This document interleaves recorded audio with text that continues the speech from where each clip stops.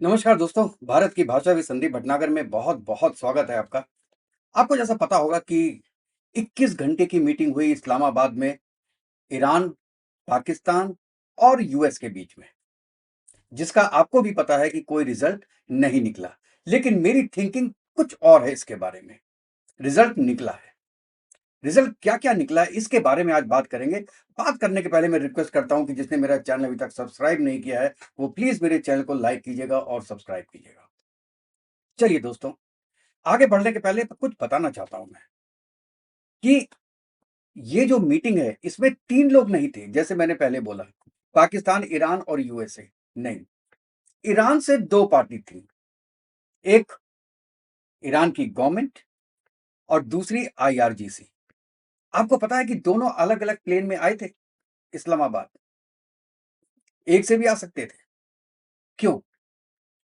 क्योंकि आईआरजीसी का जो लाइन ऑफ एक्शन था वो डिफरेंट था और गवर्नमेंट का जो उनके स्पीकर थे, उनका लाइन ऑफ एक्शन डिफरेंट। अब अचीवमेंट क्या हुआ इसमें? सबसे बड़ा अचीवमेंट आईआरजीसी को हुआ कि वो ईरान में टॉप पे आ गई। पहले भी थी, लेकिन अनऑफिशियली। आज वो ऑफिशियली टॉप पे आ गई है और उसने कह दिया है कि जो हम बोलेंगे वो माना जाएगा ईरान में, जो गवर्नमेंट बोलेगी वो सेकेंडरी होगा। इसीलिए आईआरजीसी का जो स्टैंड था, दो मेन मुद्दों पे, एक तो आपको पता है न्यूक्लियर एसेट्स, और दूसरा जो था वो स्टेट ऑफ हार्मस का था। दोनों में जो आईआरजीसी का अपना कॉन्सेप्ट था, अपनी थिंकिंग थी, उससे वो हिले नहीं। जबकि गवर्नमेंट चाहती थी कि let us discuss on that and come to some conclusion. और आईआरजीसी ने अभी जो वाइस प्रेसिडेंट है उनका प्लेन उड़ा भी नहीं था कि उन्होंने एक ट्वीट किया। आईआरजीसी ने कहा, the American enemy which is wild, wicked and dishonest attempted to achieve on the negotiating table what it could not achieve through war। मतलब कि अमेरिका वो चीज अचीव करना चाहता था हमसे नेगोशिएटिंग टेबल पे, जो कि वो वॉर में नहीं कर सका। कितनी बड़ी बात बोली है। और जो वर्ड्स बोले हैं, वाइल, विकेड एंड डिसऑनेस्ट, इसका मतलब तो आप जानते ही होंगे कि उसने धो दिया अमेरिका को। जबकि गवर्नमेंट की तरफ से, ईरानियन गवर्नमेंट की तरफ से ऐसा कोई बयान नहीं आया है। और जेडी वेंस ने भी उसके बाद यही बोला था। आपका जो प्रेस कॉन्फ्रेंस की है, वेरी शॉर्ट प्रेस कॉन्फ्रेंस, उसमें उन्होंने कहा कि जो ये बातचीत हुई है, जो नेगोशिएशन हुआ है, वो फेल हो गया। और ये हमारे लिए बुरी बात तो है ही, हमसे ज्यादा ये ईरान के लिए बुरी बात है। और उसके बाद अमेरिकन प्रेसिडेंट ने बोला कि भाई अब हम पूरे ईरान को एनसर्कल करेंगे और अटैक कर। ये बात तो हो गई इस्लामाबाद की मीटिंग की, जिसमें पाकिस्तान को भी कुछ ना कुछ मिला है दोस्तों। नाम तो हुआ, बदनाम हुए तो क्या, नाम तो हुआ। और यहां बदनामी की बात नहीं है। यहां पे नेचुरल है कि पाकिस्तान ने जब 3 पार्टीज को सामने बैठाया है, तो उसने हासिल तो कुछ किया है। पाकिस्तान ने सबसे बड़ा हासिल यह किया कि 2 दिन तक पूरी दुनिया में पाकिस्तान और इस्लामाबाद के चर्चे रहे। और जितनी भी पार्टीज आई थी मीटिंग के लिए, वो पहले पाकिस्तान के प्राइम मिनिस्टर से और आर्मी चीफ से मिली, उसके बाद फिर इनकी आपस में मीटिंग हुई थी। तो यहां तक तो अचीवमेंट है पाकिस्तान। दूसरा पाकिस्तान का अचीवमेंट मैं इसमें यह मानता हूं कि इसराइल को बाहर रखा। भाई देखिए, आप जो वॉर है वो बेसिकली इसराइल और ईरान के बीच में है। और अगर आप सालिसी कराना चाहते हैं तो आपको दोनों पार्टी को बीच में बुलाना पड़ेगा, साथ में बैठाना पड़ेगा। लेकिन यहां पे इसराइल तो था ही नहीं।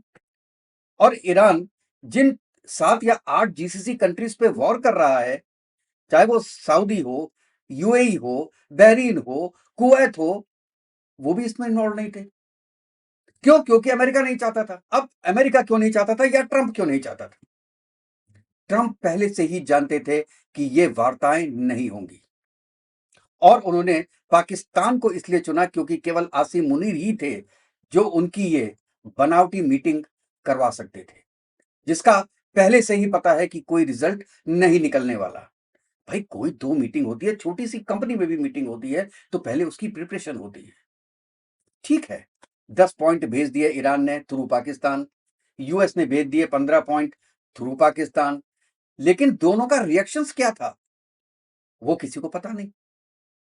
पहले आदान-प्रदान होता है, डॉक्यूमेंट्स होते हैं, फ़ोन पे बात होती है और भाई किसी 2 पॉइंट पे तो दोनों मिलते हैं ना, कहते हैं अच्छा अब मीटिंग कीजिए, 2 या 3 पॉइंट हमने मान लिए, 2 पॉइंट आपने मान लिए, 4 पॉइंट तो पक्का हो गया। इसका मतलब है कि एमओएम तो उसका आ जाएगा, डिक्लेरेशन आ जाएगा। अब बाकी पॉइंट डिस्कस करते हैं कि आप कहां तक जा सकते हैं, हम कहां तक जा सकते हैं। यहां तो कुछ था ही नहीं, यहां पे जॉइंट कुछ पॉइंट था ही नहीं, तो ये मीटिंग का मतलब ही नहीं था। अब ये मीटिंग क्यों कराई ट्रंप ने? ट्रंप ने मीटिंग इसलिए कराई, पहला जेडी वैंस को भेजा, जो जिनको बोला जाता था कि ये एंटी वॉर लीडर है, उनकी पॉपुलैरिटी ट्रंप से ऊपर जा रही। ये एक रीजन था जेडी को फेल करने का कि आप जाइए और फेल होके आइए। जेडी वैंस ने भी भाई साहब बीच में 21 बार फोन कॉल किया मीटिंग के बीच में, मतलब 21 घंटे की मीटिंग में 21 फोन कॉल्स ट्रंप को कि आप जो बोलेंगे हम तो वही करेंगे, हम अपना दिमाग नहीं लगा रहे इसके अंदर।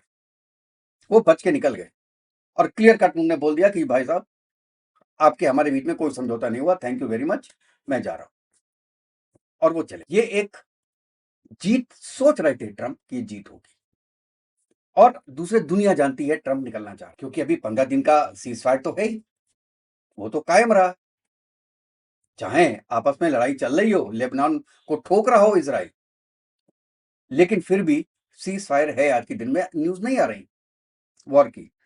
15 दिन अभी किया है, बाद में महीने भर और बढ़ा देगा कि जी नेगोशिएशन चल रहा है, हमारे बीच में बात चल रही है। ईरान कह देगा कोई बात नहीं चल रही, नहीं नहीं साहब, ईरान वाले तो ऐसे हैं कि प्रेस में कुछ और बोलते हैं और हमारे सामने कुछ और बोलते हैं, और हम बात चल रही है 1 महीने का और कर देंगे। ऐसे ऐसे वो टाइम बढ़ाएगा और टाइम बढ़ाएगा और ये देखेगा कि इजराइल क्या एक्शन ले रहा है।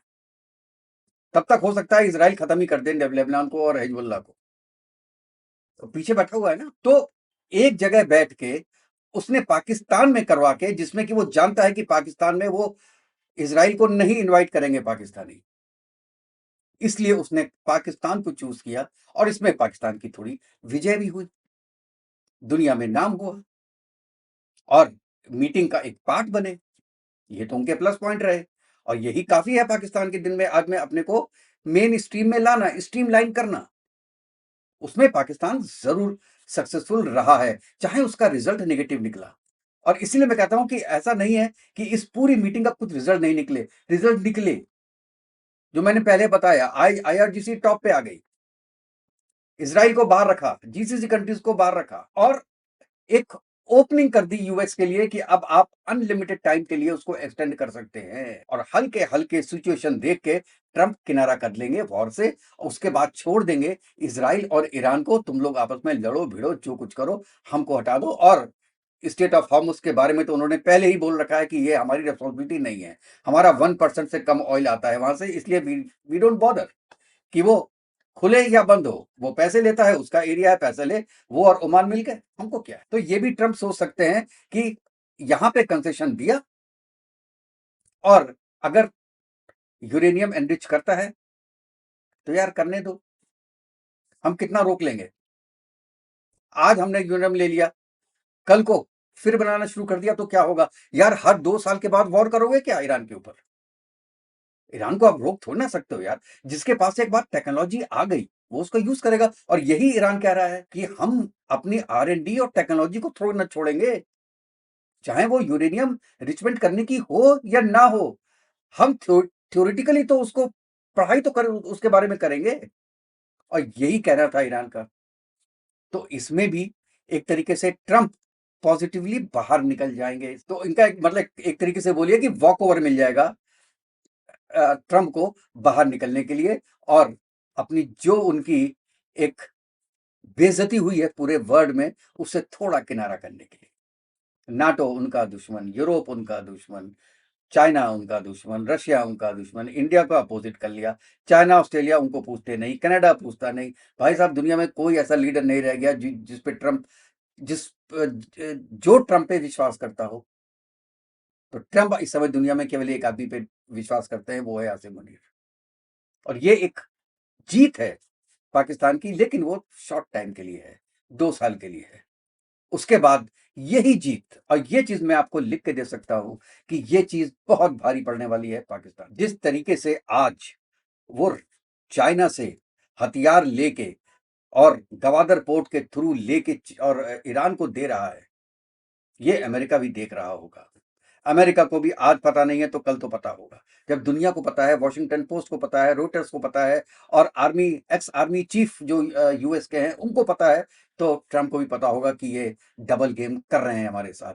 लेकिन आज उनके पास कोई चारा नहीं है कि वो डबल गेम बोलें। आज के दिन में बोलेंगे, वो यूएस बोलेगा, लेकिन जब या तो ट्रंप चले जाए या पाकिस्तान की वैल्यू खत्म हो जाए इस टॉपिक पे, या कोई थर्ड कंट्री हो जो कि एक्सेप्ट करे कि ठीक है आप हमारे यहाँ आके सालिसी की बात कीजिए, सीज फायर की बात कीजिए या पीस प्लान हमारे, तब तक क्योंकि काम है अमेरिका का, इसलिए अमेरिका चुप। अच्छा, अब ये देखिए कि ओवरऑल आप देखिए तो पाकिस्तान में आपने देखा 2 दिन पूरा बंद रहा, ऑफिसेस बंद रहे। नुकसान तो पाकिस्तान का हुआ होगा ना, किसी ने पैसे तो दिए नहीं होंगे इस चीज के, उनका खर्चा खाने को पैसे नहीं है, दाल चावल रोटी के पैसे नहीं है और इतना एक्सपेंडिचर करा रहा है ये एक अलग नुकसान है पाकिस्तान का इसके अंदर। लेकिन ठीक है कि उनको अपने को इंडिया के अगेंस्ट में खड़ा, एक पॉइंट ये भी है उसके अंदर, अमेरिका ने इसीलिए तो पाकिस्तान को चुना क्योंकि उसको इंडिया में इंडिया इंडिया को भी तो तीर मारना है ना, तो वो तीर इंडिया में लगेगा नहीं, लगता तब, ज्यादा तब लगता, लगा तो थोड़ा बहुत होगा, ज्यादा तब लगता है जबकि इसका कोई रिजल्ट निकलता, वर्ड के लिए रास्ते आसान होते तब, लेकिन ऐसा हुआ नहीं। तो अल्टीमेटली मैं जो इस पूरे सिनेरियो को, जो पूरी मीटिंग है, इसको मैं 100% फेल्योर नहीं बोलूंगा। पाकिस्तान के लिए it was very good, IRGC के लिए it was very good, Trump के लिए इट वॉज गुड। बुरा किसके लिए हुआ? ईरानियन गवर्नमेंट के लिए, जेडी वेंस के लिए और रेस्ट ऑफ द वर्ल्ड के लिए। क्योंकि अगर ये वॉर ऐसी ही चलती रही और बेनतीजा मीटिंग होती रही, इसराइल ठोकता रहा, तो अल्टीमेटली नुकसान पूरे वर्ल्ड का होगा जिसकी एनर्जी ट्रांसफर होती है स्ट्रेट ऑफ हार्मुज से। आपका इसके बारे में क्या ख्याल है दोस्तों? आप बताइएगा और अपनी राय जरूर दीजिएगा और ये वीडियो दोस्तों के साथ शेयर कीजिएगा अगर आपको पसंद आया होगा।